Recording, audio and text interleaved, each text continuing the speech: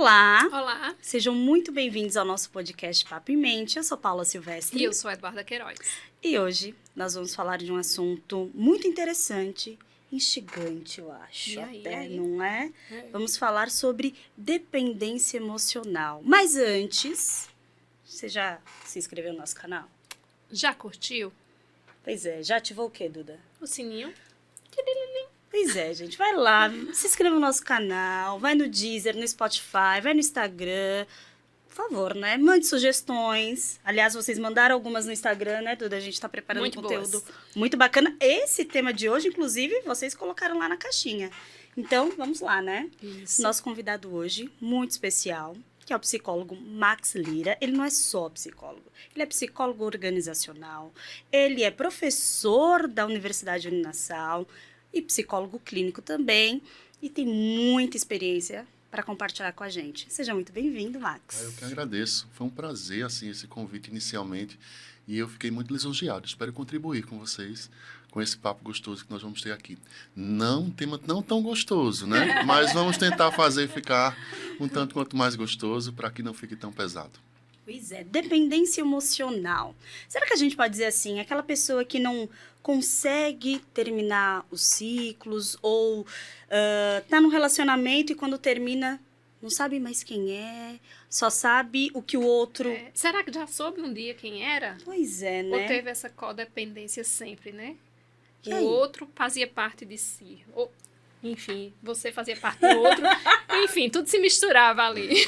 Explica pra gente, A ideia de Max. dependência, sabe, é uma questão que, se você for analisar, e aí me permitam fazer algumas análises e algumas metáforas para que a gente possa entender bem delicada a história. Quando a pessoa passava de ano, mas ficava aquela disciplina lá, aquele componente que ficava lá, você passava de ano, mas ficava aquela dependência, você precisava pagar. Se nós formos analisar a dependência emocional, acontece o mesmo com a gente. A gente vai passando, mas vestígios comportamentais, vestígios emocionais vão ficando. E esses vestígios emocionais é o que a gente vai chamar de dependência emocional. Essa dependência emocional dá a ideia de codependência mesmo, porque ela vai anulando o sujeito. Então, você, naquela ideia do sujeito não se haver com ele mesmo, com o seu vazio, ele transfere para o outro uma existência, que não é uma existência qualquer, é a sua existência. Então, a sua existência fica dependendo da existência do outro. Então, você não consegue lidar com sua existência, e aí você vai se haver com a sua solidão, e para que você não possa se haver com a sua solidão, você transfere para o outro a possibilidade de estar com você o tempo todo. Então, veja, essa dependência emocional é mais complexa do que um simples conceito. Nós estamos falando sobre pessoas que aí transferem para o outro uma responsabilidade da sua própria existência. Forte. Caramba! E eu só falando de ciclo. Assim, não, fechou um ciclo, não sei o quê. O negócio é bem mais profundo, né? Sim. E nesse processo, né, de você transferir para o outro e tal, tem gente que não consegue lidar com isso e cai numa depressão ou começa a ir para um caminho não muito legal, né? Na verdade, nós chamamos de disforia algumas coisas bem importantes. Primeiro que a gente precisa separar uma coisa importante. A dependência emocional da carência são duas coisas bem diferentes. A dependência emocional é quando eu não consigo viver sem o outro. Quando realmente eu vou entrar em alguns ciclos bem depressivos, ansiosos, e aí naquele momento a exaustão me leva à própria aniquilação da minha própria existência mesmo. Já a carência não. A carência está muito mais relacionada com a saudade e às vezes também relacionada com o desejo de estar próximo. Do todo, isso não é tão ruim. O que se transforma ruim é o excesso. Então, lembra quando Freud falava que todo excesso ele esconde uma falta? Uhum. Então, dentro desse continente mental da falta, nós estaremos observando esse excesso de informações que você se dispõe para o outro.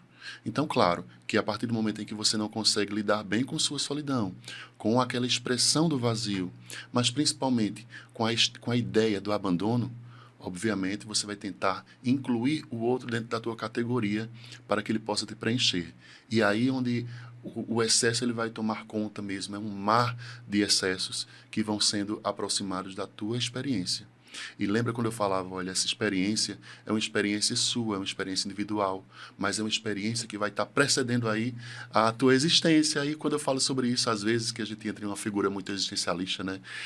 O que eu quero dizer é que muitas das vezes as pessoas confundem a carência com a depressão, confundem a carência com a dependência emocional, confundem a carência com a ansiedade, confundem a depressão com outros transtornos. Então, nós não podemos colocar a dependência emocional como um transtorno em si, mas é algo que faz você ficar cada vez mais debilitado e o outro fica em epígrafe, né? O outro fica lá como protagonista de uma história que é sua. Então, essa carência e essa necessidade de abandono, ou melhor, essa experiência do abandono, que faz, muitas das vezes, você colocar o outro em primeiro lugar e você em segundo. E a gente consegue entender também que não é uma coisa pontual. Tem uma história lá atrás, né? Então, eu acho que a história de vida, a história com os pais, com os cuidadores primários, né? E a história do próprio sujeito em trabalhar si mesmo, né? Se conhecer a si mesmo, conhecer seu self, né? Sim. Então, é uma construção que vem lá de trás. Então, para chegar a uma dependência emocional, houve alguma deficiência lá atrás, não é isso? Possivelmente. Possivelmente. Na verdade, se você for observar, aquilo que nós falávamos anteriormente é aquela ideia de preencher um vazio. Eu sou de uma abordagem que é a terapia cognitivo comportamental, mas eu não anulo nenhuma das abordagens. Então, eu costumo trabalhar com todas. O Lacan, ele falava que essa ideia desse vazio ele vai surgir a partir do momento que há o descolamento do sujeito para com a mãe. Né? Então, veja, esse descolamento, quando ele se percebe enquanto pessoa, é ali quando surge o vazio. Ele diz, epa, peraí, eu sou uma pessoa. E essa pessoa é uma pessoa diferente, é uma pessoa apartada da mãe. Diz ele que é ali onde surge o vazio. Nós somos pessoas completas, completinhas, do mesmo jeitinho que nós estamos, mas nós temos que nos haver com nossas faltas. E aí, essas faltas, elas são externalizadas geralmente em uma pessoa. Claro, quando você traz a ideia da família, existe a sensação de rejeição, existe a sensação de abandono, de você não conseguir uma pessoa para suprir as suas necessidades, inclusive primárias mesmo, dos desejos, e aí você elenca o outro como essa pessoa que poderia te trazer a falta. Poderia preencher essa falta, ou pelo menos aliviar um pouco mais essa falta. E veja, quando nós estamos falando sobre isso, nós estamos falando do perigo emocional, que é você colocar para o outro a possibilidade de preencher uma falta que é sua. Então veja, além de todas essas questões, existe uma questão da autoestima daquela pessoa. Como é que ela vê a ela mesma? Ela vê, geralmente, como uma pessoa completa ou ela vê como uma pessoa incompleta? Como uma metade da laranja, como uma pessoa que vai ser completada apenas com o outro. Você não vê algumas canções, inclusive hoje no popular, nós estávamos conversando agora há pouco, né? Algumas canções que refletem justamente como nossa sociedade ela está adoecida, de você não se apegar ao outro, de você ficar cada vez mais longe dessa ideia emocional, de envolver-se emocionalmente. E, mais uma vez, pedagogicamente, nós precisamos fazer uma distinção entre aquilo que é motivo, que nos afeta de uma forma positiva, entre aquilo que é uma dependência emocional, que nos suga a energia, entre aquilo que você vai estar colocando no outro a oportunidade de estar vivendo uma vida que é sua. Então, é por esse caminho aí que a gente precisa estar investigando, sabe? Às vezes a gente entra em uma esfera emocional sem entender que realmente se trata de pessoas que têm conexões com o seu passado, sim, mas muito mais do presente é quando aquilo vai se transformando num padrão de comportamento. A pessoa entra em um ciclo, idealiza que a pessoa vai ter um sucesso no relacionamento, e aí começam as cobranças, ao tempo em que a pessoa não consegue viver sozinha. Tudo vai estar envolvendo o outro, a ideia do ciúme excessivo, não me respondeu no WhatsApp agora o que está acontecendo, já encontrou outra pessoa, eu vou ficar sozinha, já me trocou por outra. Então, essas ideias que ficam muito mais no campo das ideias precisam ser muito analisadas. E aí eu volto para a ideia da terapia cognitivo-comportamental, e aí eu costumo dizer o seguinte, esse pensamento é um pensamento real ou um pensamento fantasioso? Você tem um pensamento positivo ou um pensamento negativo em relação a isso? Porque a ideia dos pensamentos é quando nós estimulamos o sujeito, o indivíduo, a pensar realmente sobre o que ele está executando, sobre as emoções, sobre os comportamentos. Que às vezes fica tão automático que você não percebe que você é um sujeito que está repetindo comportamentos e que pode trazer para você diversas situações constrangedoras e indelicadas. Nesse sentido, não sei se eu estou fazendo um raciocínio link correto, mas pode levar a um relacionamento tóxico, porque o tóxico às vezes é só o outro, mas eu. Se eu sou uma pessoa que eu tenho essa dependência emocional, que eu não consigo ficar sozinha, eu posso ser, sim, a pessoa tóxica do meu relacionamento? Geralmente sim. Porque, vamos entender essa palavra tóxico. Tóxico é aquilo que vai corroer. Se vai corroer aquilo que não é bom. Aliás, aquilo que é bom, aquilo que é positivo. Ele corrói, na psicologia, nós vamos entender assim, né? Vai corroer aquilo que é bom. Então, ele corrói efetivamente aquele amor que seria um amor saudável. Porque a gente não pode se enganar, o amor realmente é bom. Você sentir-se apaixonado, você gostar de outra pessoa, sem cobrar, sem estar ali esperando que essa pessoa vai estar correspondendo a tudo que você gostaria de responder ou de ter, porque não funciona assim. Agora, existe um momento em que você, de fato, atravessa um momento que, peraí, essa pessoa não está comigo. Na minha ideia, aí onde se configura a ideia da toxicidade. A pessoa acredita que não é feliz sem o outro. Imagina como isso é doloroso para o sujeito, angustiante. Você vive em função, viver realmente em função do outro, porque você não tem suas aspirações pessoais, você não consegue lidar com suas próprias questões, e aí você acha que o outro tem a recompensa, ou melhor, o outro tem a premiação para a tua felicidade. Isso é doloroso demais para o sujeito. Então aí esse caminho pode pavimentar a ideia do relacionamento tóxico. Pode ser, sim, que o tóxico da relação seja a pessoa que esteja com a dependência emocional. Mas até então, até ele chegar a essa consciência, é necessário tempo, é necessário, de fato, que ele tome para si qual é a ideia, qual é o comportamento que ele está tendo. Geralmente, essa ideia, ela não é muito colocada no plano normal, podemos dizer assim. Às vezes é necessário, de fato, a terapia. Eu nem coloco a terapia como um ponto... como um sinal, porque a terapia deveria ser realmente um meio para este fim mesmo, sabe? Mas existem alguns sinais. Espera aí, eu estou me desenvolvendo mais para o outro ou para mim? Como está a minha autoestima? Por que será que eu não consigo ficar sozinho? Então, essas coisas, elas são elementares para que a gente possa chegar até um determinado denominador. E, às vezes, mesmo chegando nesse denominador, a pessoa não se dá conta de que ali existe um relacionamento tóxico, de que ali existe uma dependência emocional. É interessante que em qualquer relacionamento, né, por mais que você esteja num relacionamento, você não está só, mas a solitude é importante. Sim. Né? É importante você ter o seu tempo com seus amigos, e seu tempo só também, né? Sim. Você tem que curtir você, né? Se aceitar, se suportar você sozinho, né? Tem muita gente que não se suporta, não é verdade? E essa palavra suportar, ela não significa você... Não é o contrário do insuportável, mas sim de dar suporte a você mesmo. Né? De você oferecer o suporte a você. E olha, você falava sobre dependências emocionais, e aí eu queria também trazer para essa esteira as dependências emocionais que tem. Muita gente tem dependência emocional de animal, de estimação, de familiares, entendem? Então perceba, não é com a pessoa, não se trata da pessoa, não se trata do externo, se trata do interno. É como a pessoa observa aquela ação, entendem?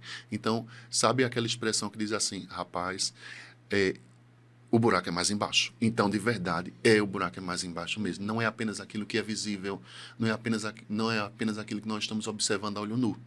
Na verdade, é necessário que, inclusive, nas análises, nós desnudemos as pessoas e comecemos a perceber. Eita, será que o que você está fazendo, você está se completando na pessoa ou você está se complementando? Porque são coisas diferentes.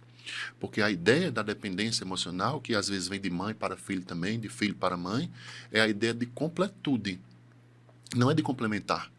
Por exemplo, eu tenho um relacionamento contigo, nós temos um relacionamento muito bom, tu me completa no pessoal, eu te completo também, mas essa ideia de completude não está muito certa. Agora, se eu tenho um relacionamento contigo e aí tu me complementa, tu vai aos poucos oferecendo suportes emocionais para que eu possa também me desenvolver, isso é um relacionamento saudável. O contrário, a dependência é que vai me gerar a expressão tóxica da história. E tem alguns sinaizinhos que a gente tem que começar a ficar alerta, não tem não, Max? Por exemplo, você colocou, né? Vamos trazer nessa esteira animais, familiares e amizade. Porque existem relacionamentos de amizade que são complicados, né? Que a pessoa tem ciúme mesmo E aí, como é que fica? Aí a gente precisa analisar se é amizade verdadeiramente, né? É amizade verdadeiramente, porque às vezes o ciúme é aquilo que eu falei agora há pouco, ele não está relacionado com o sujeito externo, mas sim com o sujeito interno. Qual será essa amizade que você está colocando que essa outra pessoa não pode ter relacionamentos com outras? Por que será que é só meu? Que necessidade é essa? Que medo é esse que eu tenho do abandono? Ou de ser substituído? Essa expressão substituição, ela é muito latente no sujeito, ela é muito manifestada, na verdade, no sujeito que tem a dependência emocional. Porque ele não fica dependente emocional apenas de um aspecto. Geralmente, nós temos ali histórias que vão se repetindo até chegar no relacionamento a dois mesmo. E aí, esse ciclo que você falava lá no começo, ele começa com um relacionamento, aí depois se ilude achando que uma pessoa vai substituir esse vazio, que vai preencher esse vazio, aí às vezes não preenche. Termina o relacionamento, você acha que não vai ter um vínculo com essa outra pessoa, no caso da amizade. Não vai ter vínculo com mais ninguém. Chega outra pessoa, você comete a mesma coisa. Aí fica no ciclo da ilusão, até você conhecer uma nova pessoa e assim vai. Esse ciclo vai se repetindo mesmo, sabe? É importante saber se de fato é uma amizade que te preenche, né? E a crença vai só se fixando, né? Cada vez mais. Vai enrijecendo-se cada vez mais, né? A crença bem da nossa área, né? Max, falando de sinais mais específicos, assim, que né, dá aquela luzinha, fala assim, eita, será? Tem alguns sinais assim que a gente pode... Eu conseguiria dizer para você que a primeira coisa delas é o poder de decisão. O poder de decisão que você se anula, você coloca para o outro. E essa ideia de colocar para o outro é ali onde está a ideia do perigo mesmo. Esse é o principal sinal. Todos os outros, eles são codependentes, tá? Mas a ideia realmente de você anular-se ali dentro desse meio, de você não tomar a decisão, sempre esperar que o outro tome decisão por você, é uma carência realmente, é uma resposta que eu poderia te dar para essa ideia da dependência emocional. É o mais evidente, né? É o mais gritante. É porque quando acabar esse relacionamento, como é que você vai tomar suas decisões, né? Será que você sabe o que você gosta, o que é importante para você? Sim. Né? Ou é sempre aquilo que o outro coloca? É nesse sentido? É nesse sentido. E a gente vê, né, quantos casos de depressão, né, depois que acaba um relacionamento, ou de crimes. Crimes, né? coisa. Aqui na nossa cidade tá assolando crimes, assim, complicados, né? Porque a pessoa não consegue se ver longe da outra, né? E esse vazio, essa sensação de abandono... E não aceita que o outro vá adiante, né? Isso. O outro tá indo adiante ali na vida dela, mas isso não é aceitável. O que é tão difícil, né? Para o sujeito, lembra daquilo que nós estamos falando, que é um sujeito em sofrimento? Ele está em sofrimento constante. Então, aquela ideia bem idealizadora mesmo, olha, se aquela pessoa não for minha, ela não vai ser de mais ninguém. Por quê? Porque há a ideia de posse mesmo daquela pessoa que está ali. Por isso que ocorrem os crimes passionais. A ideia de crimes passionais, você não vai desferir golpes contra outra pessoa porque você tem raiva dela. Muito pelo contrário, é porque você gosta tanto dela que não permite que ela tenha outras pessoas dentro daquele cenário do relacionamento. O que é triste. O que realmente é triste. E é confuso, né? Porque assim, eu não quero que ela viva sem mim, mas ao mesmo tempo vai viver sem você, né? Porque você cometeu o crime ali, né? Mas é um conflito, como você disse, é um sofrimento muito grande, um conflito muito grande, porque aquilo não pode ser dividido. Não. Pode ser perdido, mas não pode ser dividido. Não é? E a ideia de você não dividir com a outra pessoa. E você sabe que existe também a questão da dependência emocional com o filho, aquilo que eu vinha falando anteriormente, que traz, às vezes, para o pai, dentro da relação ali, pai, filho, mãe, também uma estranheza. Entende? O relacionamento a dois entre o pai e o filho, nesse caso, fica em segundo plano para assumir uma configuração do filho-mãe. Então, veja, se nós formos analisar lá pela própria psicanálise mesmo, existe ali uma ideia muito mais edipiana da história. No entanto, se você for observar pela própria construção da dependência emocional, como é que os pais estão educando os seus filhos? Se você for observar ainda muito mais a fundo mesmo, você observa que os jovens estão saindo cada vez mais tarde das suas casas. Né? Então, veja, há uma educação, e aí me permitam até falar de uma forma bem delicada para que não ocorram interpretações diferentes do que eu quero colocar. Há realmente uma estruturação para que essa pessoa se transforme independente, inclusive emocionalmente e familiarmente? Há uma estrutura para isso? Ou você está construindo cada vez mais pessoas dependentes? É uma pergunta, sabe, que a gente precisa refletir. Às vezes, nós ficamos ali imbuídos apenas em um determinado mundo e nós não observamos que existe um contexto por trás disso. Então, ao tempo em que o sujeito ele também recebe muito, ele também pode exigir muito do outro. E ao tempo também que ele não recebe nada, ele pode também exigir do outro, por causa daquele vazio que ele possivelmente pode sentir. E essa ideia frustrante do sujeito, pense como isso é doloroso para ele ficar com essa compreensão. Mas por que será que surgiu isso? Então, eu costumo dizer o seguinte, para você começar a se perguntar, será que realmente eu estou dando o máximo de mim? Porque a carga máxima é algo que está sempre voluntariamente acontecendo no sujeito, do dependente. Será que eu não estou me doando demais? Será que isso não tem alguma coisa a ver com o meu passado? Será que realmente eu estou me doando para o outro porque eu amo o outro ou porque eu não consigo viver sem ele? São perguntas que a gente precisa se fazer. Porque a ideia do amor, ela é muito boa. Então, ela não é de completar, ela é de complementar. Acho que isso ficou bem claro, né? Tô assim aqui, a cabeça tá... Porque aí você vai lembrando de algumas coisas. De algumas pessoas, assim, né? É interessante, porque você fala, olha... Tá, me percebi nesse cenário. O que eu faço? Ai, tem que respirar, né? Porque... Terapia. Terapia como eu falei, é importante. Eu nem vou colocar só a terapia. É você começar a se perguntar, é necessário continuar com esse comportamento? A primeira pergunta que vai dizer, é a primeira pergunta que a gente vai colocar. Mas eu tenho sempre 3 perguntas que eu gosto de fazer às pessoas. Eu quero continuar assim? Eu posso continuar assim? Eu devo continuar assim? Porque essas 3 perguntas, elas são fundamentais.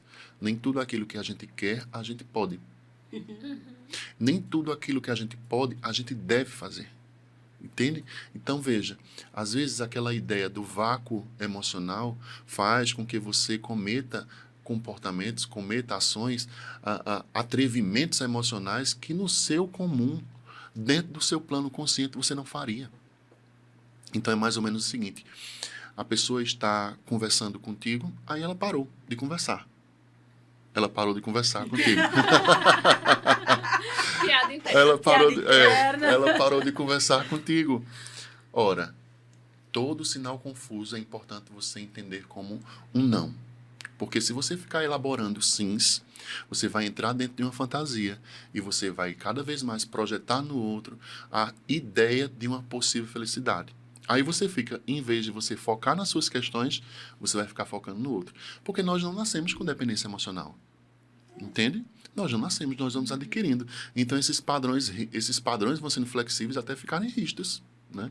Aí, a partir do momento que você vai ali, condicionando esses comportamentos, cada vez mais as pessoas vão se aproximando e aí você vai sofrendo. Não necessariamente você vai ter uma dependência emocional com o tempo. O tempo é o menor fator que a gente vai colocar aqui. Porque você pode ter uma dependência emocional com uma pessoa de uma semana. Entende? De uma semana, de 2 meses, de 3 meses, de 1 ano, 10, não está no tempo, está na pessoa que sente. É no indivíduo que sente. Então, é muito mais do indivíduo do que do outro. Tá, e aquelas pessoas? Não sei se tem alguma coisa a ver aí. Mas aquelas pessoas que interpretam já as coisas de uma forma, por exemplo, você falou aí na mensagem, né? Na mensagem. E uma mensagem leve, tranquila, mas é interpretada como uma forma, não me ama mais.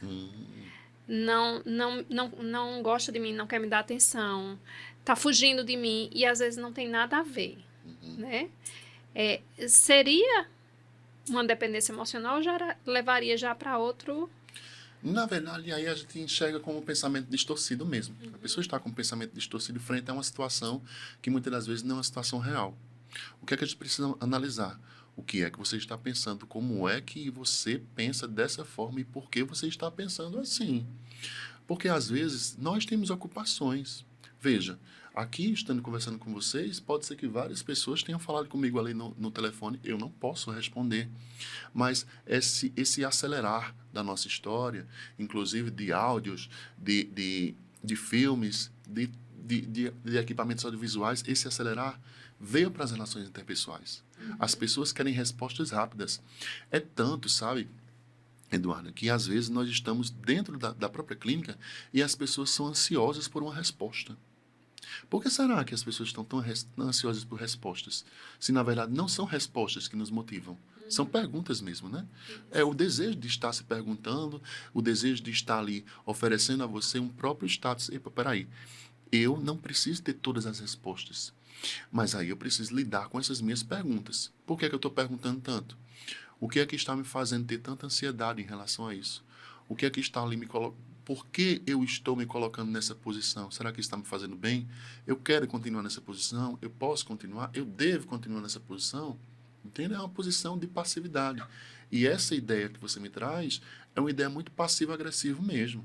De você colocar o outro como se ele já estivesse fazendo algo. Veja como a elaboração distorcida da pessoa ela vai para um status completamente irreal. E às vezes a pessoa estava tomando banho, às vezes a pessoa estava dormindo, às vezes a pessoa estava conversando, estava lanchando, estava na academia, etc. São várias coisas. Às vezes a pessoa está com dor de cabeça e não quer te atender, pô. Ou então a pessoa não quer ver você mesmo. E tá tudo bem. Tem que respeitar. Tem esse direito, pô. Nós não somos proprietários do outro. E essa ideia de propriedade do outro aqui a gente fica muito preocupado. Porque às vezes nós colocamos o outro como propriedade. E volto a insistir, e insisto e volto a dizer. Proprietários, inclusive, do nosso próprio eu, do nosso self. E isso é catastrófico. É perigoso para onde nós estamos nos encaminhando. É interessante você falando isso, porque estou com um filho adolescente em casa, Ah, né? é? Agora, meu filho tem 12 anos, adolescente, então é uma nova fase para mim. Aí, esses dias, Pedro, o que você tem? Nada, mãe, eu não quero falar. Eu fiz, como assim você não quer falar? Eu sou sua mãe. Me respeita, eu sou sua mãe, me fale para mim agora Você mesmo. tem que falar, eu preciso saber o que está acontecendo com você, não sei o que, porque Isso, em né? casa eu sou mãe, não sou a psicóloga dele, né? Sou mãe. Não, mas e tal, não sei o que. Ele, mãe, eu tô cansado, eu vim do treino, eu tirei nota baixa na escola, eu só não quero falar. Aí Estou caiu, né? lidando Aí com minhas emoções, mãe. caiu, lembrei, né? Enfim, falei, tá certo. Eu fiz, mas quando você estiver melhor, você quiser conversar? Ele, não, mãe, eu sei que eu posso conversar com você. Quando eu estiver melhor, eu converso. Fiz, ok, saí, né? Mas é esse direito, né? Eu poderia ficar lá insistindo. Não, você tem que falar, e você tem que me dar uma resposta, você tem que... E às vezes não é assim, ele não quer falar, pô. As experiências que a gente tem são interessantes, né? Eu tenho 3 filhos, o meu mais velho me conta tudo, tem 22 anos. Me contava, né? Agora tá de namorada, aí agora já não me conta tanta coisa mais, mas assim, até a adolescência mesmo, até os pensamentos que ele tinha, ele me contava. Então, me contava tudo. Aí chegou a minha segunda, não conta nada. Eu não sei de nada, eu não sei o que passa na cabeça dela, porque ela não fala. Né? E você fica naquela guerra, assim, uma é de mais, outra é de menos. Aí tem a terceira agora que... eu criei um equilíbrio, porque eu cobrava muito de mim mesma, de ser aquela mãe perfeita, de que eu tinha que ajudar no que tinha que ajudar, enfim, eu queria ser a mãe perfeita para todos, né? E a Alice agora está numa fase de uma mãe imperfeita, que se vê que falhou muito com os 2 primeiros, e que vou falhar com ela também, né? Mas que consigo ter mais um equilíbrio aí nessa questão de maternidade, né? Eu tive os filhos muito separados, eu tenho um de 22, uma de 18 e uma de 8. Então, é bem separado assim, mas é interessante. E hoje eu me sinto feliz com a maternidade imperfeita, né? E o quanto isso eu venho vendo como vai mudando eles também, né? Essas minhas percepções também vão mudando eles. Muda.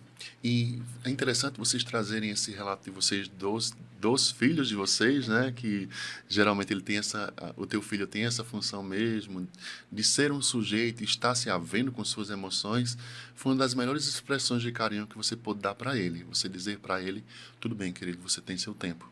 E que bom que você tem seu tempo, elabore isso, é muito importante que ele elabore. E aí você vê, no seu caso especialmente, você fala, são 3 filhos, e às vezes lá no social você escuta assim, todos tiveram a mesma educação, eu dei a mesma educação a todos, mas você não é a mesma pessoa. Eles não são as mesmas pessoas. Cada um é impactado, inclusive, de forma muito subjetiva, de acordo com o tempo que você está ali vivendo. Então, nós somos impactados de uma forma, você foi impactado de outra, o seu filho vai ser impactado de outra, e assim vai sendo. Então, às vezes, nós tendemos a comparar injustamente as pessoas, né? Tendemos a dizer, mas fulano fala tão bem, fulano não fala tão bem. E aí, onde muitas das vezes, a ideia de rejeição pode trazer, não nesse caso, né? Mas a ideia de rejeição no sujeito. Ele pode começar a perceber, eu não sou tão bom o suficiente assim. Eu acho que eu não consigo chegar lá. E a ideia de chegar lá, eu cultivo muito o pensamento que não existe um lá. Não existe um lá. Entende? Então as pessoas costumam dizer assim, vamos chegar lá, um dia a gente chega lá, que lá... Onde é esse lá? Me conte que eu ainda não cheguei lá. Não existe lá nenhum. E nós estamos falando sobre isso porque nos adolescentes, na grande maioria dos adolescentes, nós hoje estamos observando uma inversão de mundos.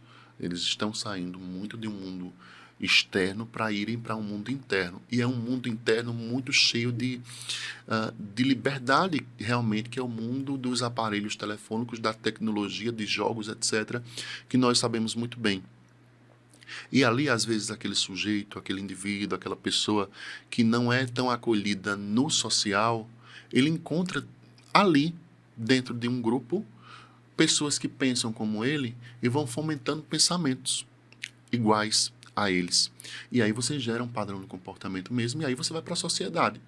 E aí você vê pessoas que estão crescendo, efetivamente, com algumas questões psicológicas, e digo mais, algumas pessoas que sofrem com questões psicológicas, elas não procuram tratar essas questões psicológicas porque elas acham normal.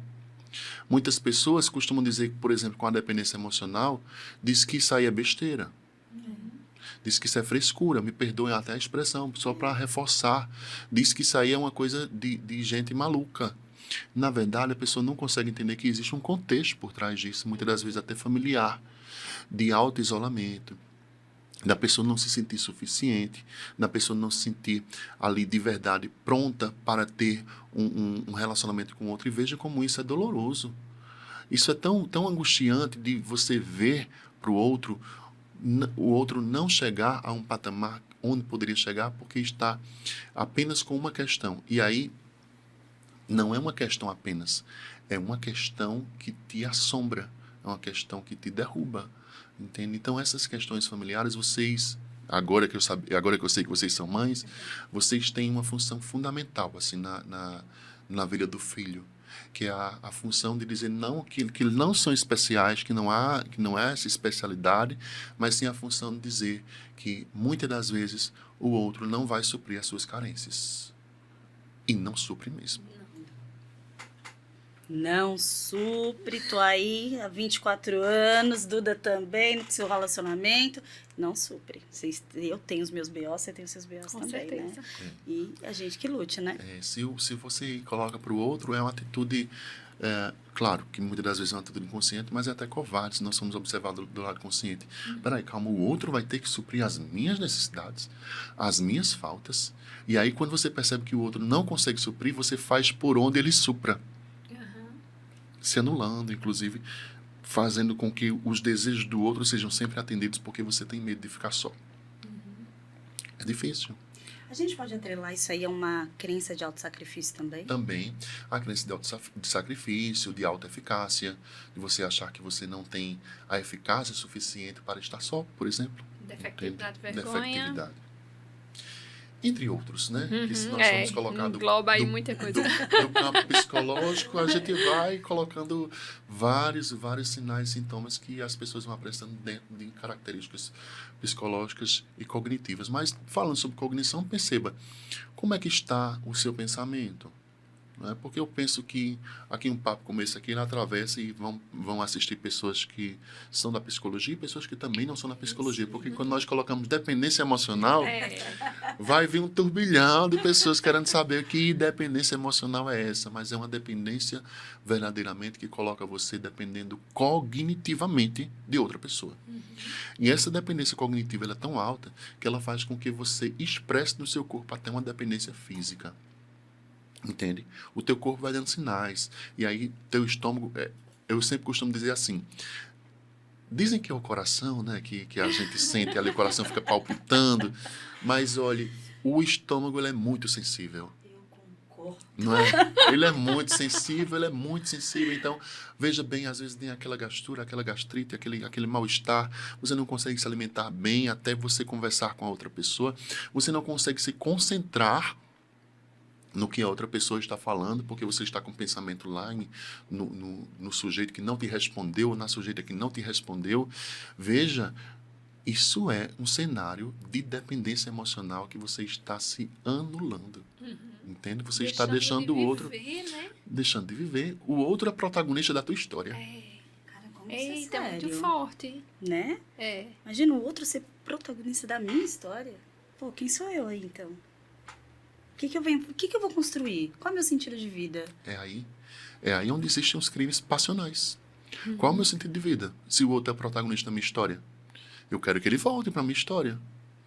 Entende? É ali onde, muitas das vezes, o sujeito diz, epa, eu não consigo estar sem o meu protagonista ou sem a minha protagonista. Ele vai ter que voltar, ela vai ter que voltar. Ou senão, não tem mais sentido. Não tem mais sentido na minha vida. A minha vida. E aí é onde também podem ocorrer alguns comportamentos de risco, podendo levar, inclusive, tanto as próprias questões autolesivas, né, comportamental autolesivos, como também, quem sabe, aí é importante a gente também entender o seguinte, muito embora a dependência emocional ela não seja um transtorno em si, a gente não pode colocar como transtorno dependente efetivamente, em alguns aspectos, mas algumas pessoas confundem. E aí, por isso que é tão importante a avaliação com profissionais da saúde mental, porque às vezes esse sujeito lá tem muitos traumas que não conseguiram equilibrar durante a sua história. Agora, também tem uma outra parte que a gente precisa levar em consideração quando há o excesso, quando a pessoa está ali no extremo. Também existe o transtorno de personalidade limítrofe, que é o conhecido borderline, que a pessoa tem uma escusa, tem um medo muito grande do abandono. Então, veja, por isso que é tão importante nós estarmos aí com pessoas que tenham esse conhecimento. Porque aí, sabe, pessoal, na internet nós vemos muitas pessoas falando muitas bobagens, muitas besteiras. Então, é muito importante nós estarmos atentos, irmos a profissionais realmente que possam nos oferecer um subsídio para o que a gente está pensando, para como a gente está se comportando, porque o sujeito precisa se enxergar. Caramba, isso não é normal. A gente não vai entrar aqui no contexto do que é o não normal, porque isso não é a ideia. A ideia é que a normalidade transmita para você o bem-estar. Então, se você está com mal-estar dentro de uma relação que deveria ser saudável, deveria ser equilibrada, deveria ser simples, e está tudo ali muito complexo, tudo fora do lugar, você está se sentindo mal, é hora de começar a ligar as anteninhas e perceber, peraí, não está tão bem assim. Há sofrimento na normalidade, mas Sim. não é um sofrimento constante, né? Então, se o sofrimento está constante e em várias relações, né? Aí já pega aí... A ideia é patológica. Patológica de você estar realmente e precisando de acompanhamento. E veja, muitas das vezes as pessoas não procuram ajuda porque não se consideram doentes ou não se consideram transtornadas. Porque há no social aquela ideia de que só quem vai ao psicólogo psiquiatra, principalmente, e ao psiquiatra também é quem é o quê? Louco, doido. Entendem? Né? Olha como isso é doentio. Que sociedade é essa que classifica, que rotula o outro como doido, como maluco, como esquizofrênico, como uma pessoa que não tem saúde mental? As pessoas confundem saúde mental com doença mental. Porque a saúde mental é uma busca, né? Nós todos precisamos buscar esse bem-estar. Então, se você está ali dentro de um estado que não está equilibrado, é necessário que você procure ajuda. E você, muitas das vezes, não consegue procurar ajuda com colegas só. O colega não vai ser suficiente, porque existe também a questão do julgamento. Sim. A questão da parcialidade ao falar. Então, qual o profissional? O psicólogo que vai trabalhar com isso, se ele vê que existem questões muito mais de ordens endógenas, e aí também ele pode encaminhar para os colegas psiquiatras. E é muito importante que nós trabalhemos em comunidade, entende? Às vezes, nós não conseguimos dar conta de tudo. Isso, e normalmente nós mesmos nos julgamos por nossas questões. Por exemplo, a gente viveu coisas na infância que nos afetam até hoje. Mas eu chegar para a Paulinha e contar, Paulinha, eu vivi isso na infância, eu sofro com isso. Mulher, que besteira, um negócio da tua infância. Quem é que não vai dizer isso, né? Mas são questões que nos constroem, né? Que afetam o nosso cognitivo, o nosso psicológico, e isso precisa ser trabalhado aonde? Numa terapia, é onde você tem ali a segurança de falar o que quer, de expressar o que quer, de uma forma livre, né? Em que é um profissional ali que está lhe escutando, que não vai lhe julgar. E tem ferramentas, né? Você vai pôr para fora, conseguir pôr para fora muita coisa que lhe angustiava. E que até para você mesmo é uma besteira falar para outras pessoas que aquilo lhe angustia, né? E olha como você traz uma questão importante. Porque muito do que eu estou falando aqui para vocês e muito do que eu falo lá fora, as pessoas esquecem, mas a gente não esquece aquilo que as pessoas sentem. Ou melhor, como nós fazemos as pessoas se sentirem. Então, muitas das palavras as pessoas esquecem, e aí nós arquivamos isso dentro de uma memória, que é uma memória emocional mesmo. E essa memória emocional está ali muito mais enviesada no campo da amígdala. E aí, se você for observar o tanto de coisa que nós colocamos dentro desse localzinho tão primitivo que nós respondemos, nós nem sabemos por que nós estamos respondendo desse jeito. Às vezes você vê lá uma expressão do outro que o outro nunca te fez nada, mas só uma expressão que te lembra algo negativo faz com que você responda emocionalmente, às vezes de forma até exagerada. Não gosto de fulano. Mas espera aí, calma, por que eu não gosto de fulano? Né? Porque aí é o teu cérebro te protegendo de alguma ameaça. Ele nem tem consciência Não. que aquilo lhe faz, né, que foi algo, não. É só, aquilo me incomoda, aquilo afeta o meu emocional. Aquilo né? E é um mecanismo inconsciente, não é aquele inconsciente da ideia psicanalítica, mas é um inconsciente muito mais do campo cerebral mesmo, de você entender que, caramba, aquilo ali é uma memória emocional que vai sendo refletido, que vai sendo revelado dentro de uma esfera comportamental aí no social mesmo. E aí você não percebe, por que será que eu estou agindo dessa maneira? O que foi que fez eu agir dessa maneira? Porque eu exagerei? Ou porque eu não falei quando eu deveria ter falado? Ou meu santo não bateu com aquela pessoa. Existe o comportamento também remissivo, né? De você estar ali, não ter a característica de falar, como também tem a característica de você falar exageradamente. A ideia é que nós sejamos assertivos. A ideia é que nós realmente busquemos essa assertividade. E a assertividade nós estamos falando sobre saúde e mais especificamente sobre a saúde mental. É muito interessante nessa última parte que vocês falaram, porque eu me vi, né? Ah, é? Eu percebi que você estava se colocando dentro do cenário. Porque por muito tempo eu sempre fui muito assertiva, assim.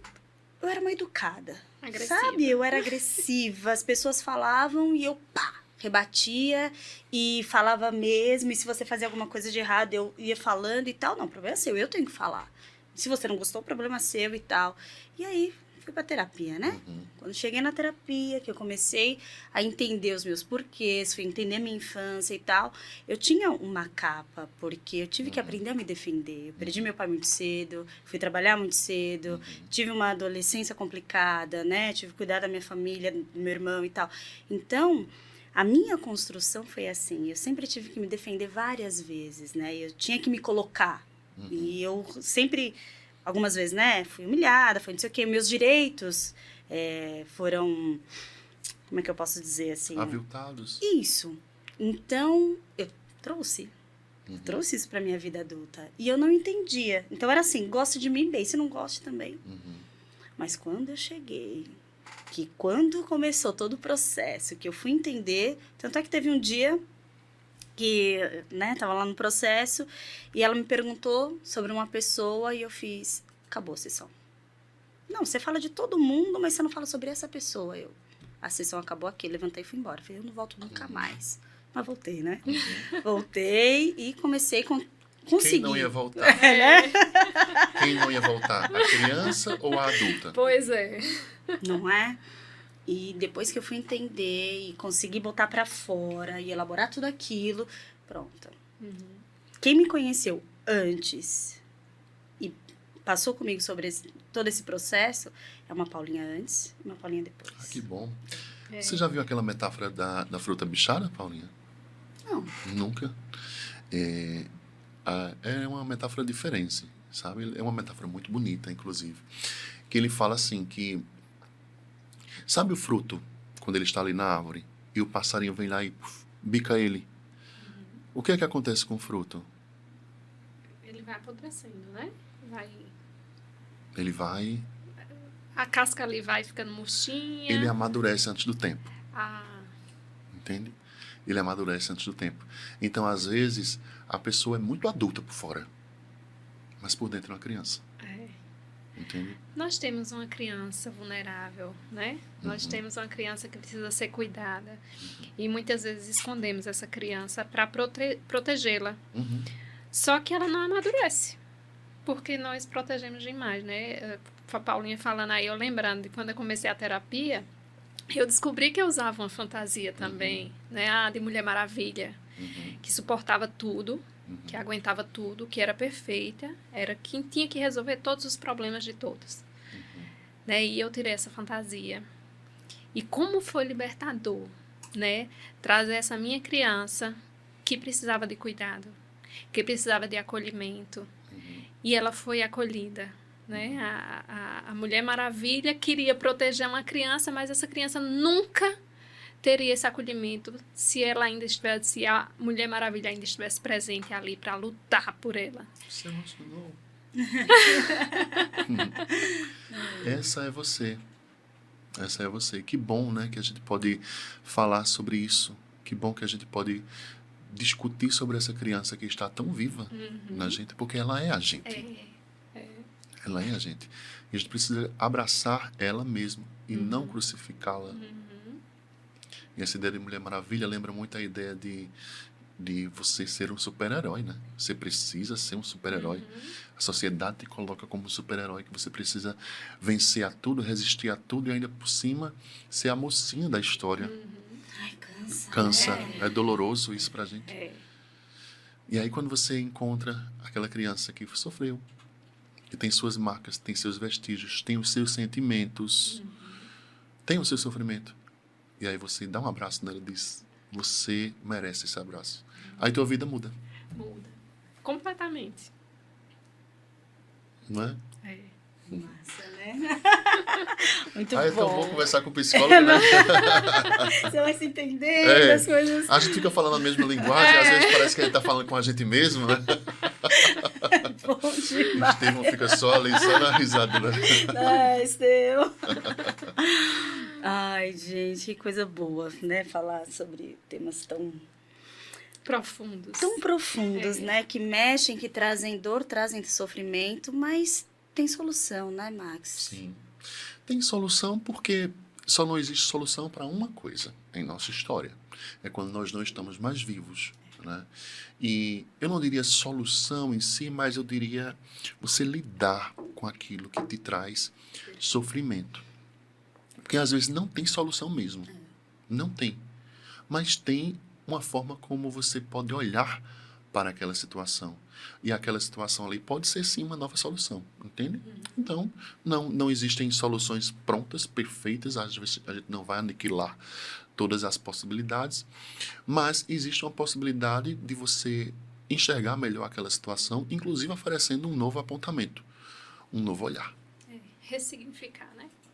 Gosto dessa palavra, amo. É dar um novo significado e, de fato, acreditar nesse novo significado, né? Às vezes a gente não entende que não está tudo acabado.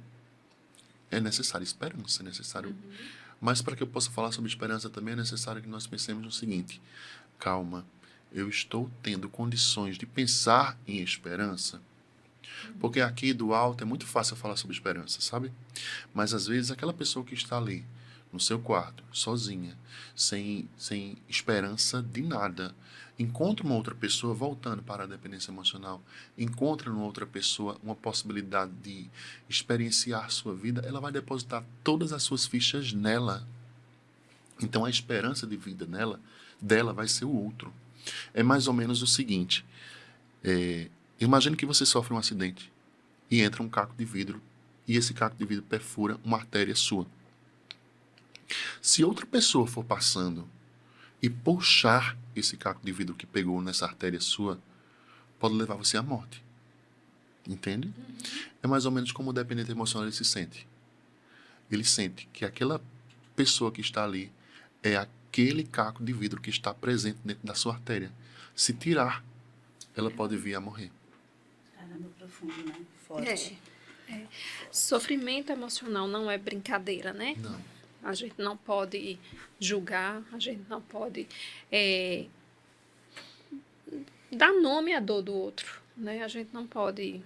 Gostei. Dar nome à dor do outro, né? O outro tem suas dores. Ele quem deve nomear. Ele quem deve dizer mesmo. E eu gosto muito dessa expressão dar nome à dor, porque é ali onde está a questão da depressão e da tristeza, onde você se distancia.